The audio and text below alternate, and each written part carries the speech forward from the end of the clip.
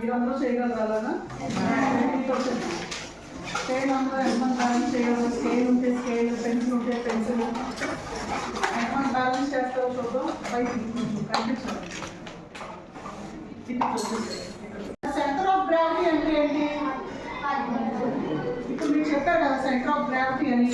ఇప్పుడు ఇది balance of course ఇది అనీవన్గా ఉంటాయి కదా, బరువు ఎక్కువ ఉంది తక్కువ ఉంది. ఇలా ఈక్వల్గా ఉన్న వాటిల్లో ఇప్పుడు తను చేశాడు కదా, ఇలా సెంటర్లో పెట్టి మనం బ్యాలెన్స్ చేస్తూ ఉంటే పడిపోకుండా ఉండాలి అంటే ఏం చేస్తున్నాం?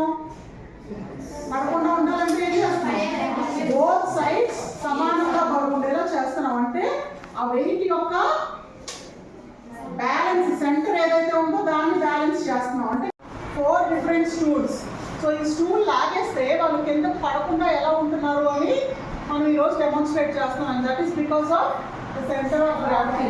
వీళ్ళ నలుగురి యొక్క వెయిట్ కూడా ఒకరికొకరు సపోర్ట్ చేసుకుంటూ బ్యాలెన్స్ అవుతుంది. కాబట్టి just like how I showed you how the scale is balance. మీరంతా చేశారు కదా. సో స్కేల్ ఎలా అయితే పడుకోకుండా బ్యాలెన్స్ చేసామో మనందరము, same way all these 4 boys, the weight will be divided and they will not fall. Okay na? Now let go on it. Please one question తీసుకోండి. Okay రావాలి. బ్యాలెన్స్ చేసుకోండి. సో ఇక్కడ వీళ్ళ వెయిట్ ఏదైతే ఉందో ఒక సిస్టమ్ సపోర్ట్ చేస్తుంది. ఈ సిస్టమ్ సపోర్ట్ లేదండి ఏముంది? పడిపోతుంది కదా. So the centre of the weight is balancing between each system which is balancing the weight. Concept చేయండి. ఓకే.